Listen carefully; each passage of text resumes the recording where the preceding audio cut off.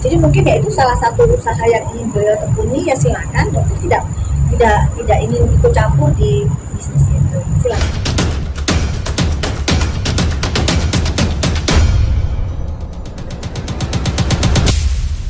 Di sini, nah, oke. Yuk, ayo langsung mulai dok. Lampu nggak ada nih, lampu. Oke dok, tip akhirnya ada nih. Ya, nggak apa-apa dok. Kalau nggak di atas saya dok. Nah di sini boleh dok, di situ pas. Aja ya. Gini deh. Jangan terlalu. Udah, ya. Oke, dokter hari ini sampai malam Capek ya. Lagi kita. ada apa nih dok? Sebelumnya nanti mau tanya dulu deh ya. Kalian nih teman-teman wartawan di sini, kalian ngeliatin nggak wajahnya Dotif takut, panik, depresi? Kelihatan nggak guys? Ayo. Enggak kan? Ya, jadi bujur-bujur jangan ya, buzzer-buzzer. Jangan bikin giring opini, oh Dotif takut, panik dan lain sebagainya. Iya, oke. Apa yang mau ditanya? Hari ini dok, malam ini sampai jam segini kira-kira apa nih, dok? Ada Dari banyak awal aja banget. deh, dok, dari sana tadi kegiatannya apa sih melakukan? Dari sana tadi BAP ya. Dari pemeriksaan di sana, dari laporan yang pertama, LP yang pertama ya. Sekarang kita bikin Laporan baru. 2 LP. Jadi intinya seperti ini teman-teman. Jadi Boleh. kita buat laporan baru ini sebenarnya realisasi apa yang waktu pernah Doktif bilang di konpres, bahwa ada pasal-pasal yang akan ditambahkan dari laporan sebelumnya.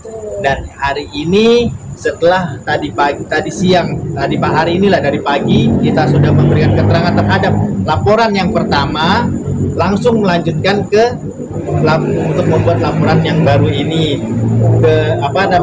terkait dengan pasal-pasal tambahan yang sudah kita pernah bicarakan waktu di konpres. Salah satunya mungkin ada yang teman-teman pernah masih ingat lah gitu kan. Dan satu lagi yang bisa mungkin saya coba tambahkan, bahwa salah satu yang pasal yang kita laporkan ini tentang pencemaran nama baik. Oleh siapa? Pencemaran nama baik. Oleh siapa dok? Terlapornya siapa? Terlapornya biar Bu Doktif saja ya. Terlapor ada beberapa ya, ada beberapa nama. Yang Nanti jelas kita yang Enggak, inisial aja bang, inisial aja bang. orang yang sama apa bukan bang? Orang yang sama dalam kejadian malam itu. Artis salah satunya ada? Gak ada. Tidak ada. Inisial aja siapa? Inisialnya. Mungkin nanti Pak Disebutin Ade Ari aja bang. mungkin ya. Ini udah pagi soalnya bang. Kan SS dan karyawan-karyawannya ya. Oh. Ya, yang seperti Beberapa kalian tahu orang mereka karyawan. berucap kata-kata yang cukup mengerikan kalau berpikir. Dan mungkin nanti Pak Ade Ari mungkin ya dari Enggak, kita mungkin serahkan itu aja bagaimana. beliau mungkin bisa lebih menjelaskan ya. Prosedurnya. Dok, laporan kenapa terpisah, Dok? Jadi pada saat sebenarnya kita mau melaporkan pada saat itu, tapi kita terlalu lelah ya, kita capek banget, dan memang jadi pada saat itu kita emang melaporkan cuma dari satu pasal doang ya. Jadi kita juga harus melaporkan bukti-bukti semuanya, dan alhamdulillah ya. Jadi pada saat kita laporin tadi itu juga semuanya bukti-buktinya juga sudah siap ya, insya Allah. Dan laporannya diterima nggak dari itu? Sudah. Alhamdulillah sudah diterima. Nomor LP-nya berapa bang? Boleh dikasih lihat bang? Jangan. Boleh dong. Nanti mungkin yang dari Pak Ade Ari mungkin. Enggak, ya, biasanya dari kan beliau kalau laporan itu ada bukti laporannya, Ya, ada surat semuanya, laporannya ada. sekian Ada berapa semua. Ada gitu. Mungkin dikasih lihat aja kali dong. Enggak. Bukti laporannya aja, Dok. Kenapa? Bukti laporan. Bukti Ada bukti laporannya ada. Ada. Nanti mungkin Takutnya besok dipertanyakan dok Enggak. masalahnya. Nanti mungkin teman-teman mungkin bisa nanya ke itu Mas Polda besok ya. Dari hari ini mungkin bisa.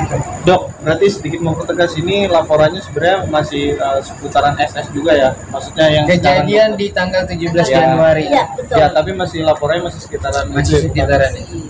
Masih bukan orang yang berbeda gitu ya intinya. orang yang hadir di malam itu yang jadi terduga. Iya. Dok, kalau dilihat kan ini pada akhirnya berkubu-kubu ya dok, pada akhirnya kan bahkan kubu sana berbicara ada pembelaan segala macamnya.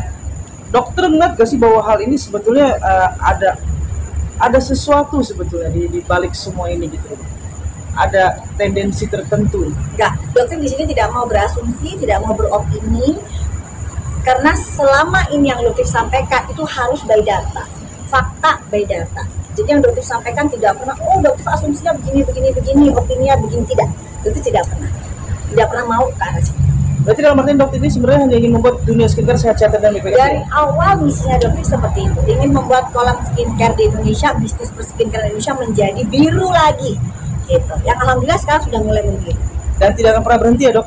Akan tetap terus. Dok, tapi Ingat di sini ya, namanya masyarakat Indonesia dilindungi oleh Undang-Undang Perlindungan Konsumen.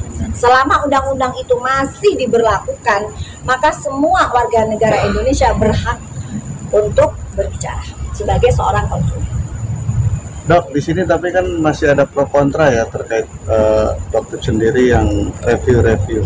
Artinya ada pihak juga mungkin melalui netizen harusnya dokter melaporkan dulu ke BP POM terkait Coba mungkin yang bagian Undang-Undang Perlindungan Konsumen yang mengerti.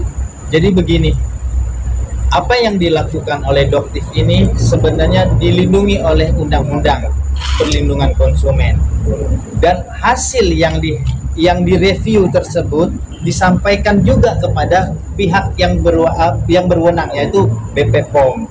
Dan di situ apapun yang dihasilkan dari hasil review itu sebenarnya tidak ada yang salah, tidak ada yang melanggar aturan, dan pihak BP POM sendiri juga tidak mempermasalahkan sebenarnya bahwa ini suatu bentuk pengawasan dari masyarakat terhadap produk obat atau makanan yang beredar di masyarakat, apalagi mengandung atau mempunyai kandungan bahan kimia yang bisa merusak kesehatan para pemakainya, konsumen.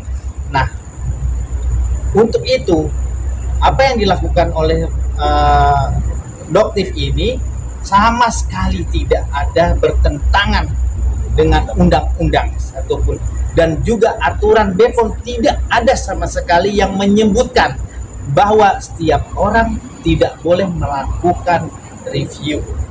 Itu aja dari saya. Apalagi Doktif menyertakan hasil data lab, ya. berarti pihak BP POM sendiri terlihat terkesan lambat atau gimana sehingga akhirnya Doktif tidak mau melakukan komentar soal itu, tapi yang jelas yang Doktif rasakan di kepemimpinan Prof Taruna ya 3 bulan ini itu cepat banget. Ya, jadi Doktif tidak mau membandingkan dengan yang dulu ya, tapi yang sekarang yang Doktif lihat itu beda banget. Yang di 3 bulan dan 4 bulan ini. Jadi setiap kita ada laporan itu langsung ditindaklanjuti. Jadi nggak lama. sanksinya sendiri buat mereka apa? Dari BP POM sudah adakah? Mungkin nanti Badan POM ya, kalau Doktif kan tidak, Itu mungkin masuk ke bukan ranahnya Doktif untuk kewenangan BPOM. Dok, tapi ini kan terkait skincare ini kan melalui pabrik ya, pembuatannya ya. Betul. Nah, apakah pabrik itu yang patut juga dipersalahkan karena kan hanya bagi pemilik skincare itu kan hanya membuat sebuah kayak semacam ramuan aja gitu. Nah, mungkin nanti juga itulah yang menjadi kewenangan Badan POM untuk menyelidiki. Gitu. Jadi Doktif di sini tidak mau berasumsi atau beropini karena ada badan, lembaga, instansi negara yang memang memiliki wewenang untuk melakukan itu. Di sini Doktif hanya menyampaikan hasil data lab dari produk yang Doktif beli sendiri, Doktif uji sendiri, dan Doktif sampaikan ke publik. Hanya itu aja batasannya. Oke dok, ini kan ada bilang kalau skincare itu kan memang kayak niacinamide gitu kan segala macam, bahan-bahan cukup lumayan mahal ya dok, karena itu datang bukan dari Indonesia ya. Bukan, kalau bahan bakunya niacinamide itu sangat murah sekali ya. Sangat murah sekali. Kita bisa hitung $15 per kilonya. Sedangkan untuk satu krim itu kan membutuhkan niacinamide paling hanya sekian persen, maksimal di angka 10-15%. Itu kita bisa hitung berapa dalam satu kemasan, misalnya di 30 gram. Niacinamide adalah bahan baku yang selama ini menurut Dokter paling murah di antara bahan aktif skincare yang lain. Berarti dalam artinya sebetulnya sesungguhnya untuk membuat skincare itu yang sehat pun nggak terlalu mahal ya dok, seperti itu. Jadi tergantung racikannya. Kalau bisa dia mengandung banyak bahan aktif, apalagi bahan aktifnya termasuk kategori yang memang lumayan agak tinggi harganya, ya itu mungkin bisa jadi agak lumayan tinggi. Tapi kalau misalnya kandungannya hanya berputar di seputar niacinamide dan bahan-bahan yang ya mungkin agak sulit ya Dokter untuk jelasin di sini. Tapi yang jelas harga niacinamide memang di kisaran $15 per kilo.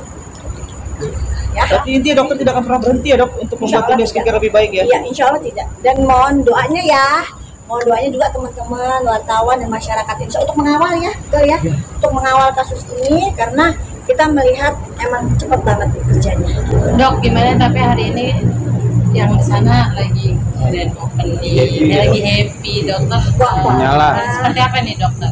Nggak apa-apa sih, karena kan masing-masing orang punya usaha masing-masing ya. Jadi mungkin ya itu salah satu usaha yang ingin beliau tekuni, ya silakan. Dokter tidak ingin ikut campur di bisnis itu, silahkan. Cuman mungkin ya kalau reseller, distributor yang merasa dirugikan mungkin kan lebih mudah ya untuk melakukan komplain karena kan tempatnya udah ada, mungkin kan di situ. Oke. Ya, Oke. maaf kalau salah-salah ya. Maaf kalau sampai malam begini.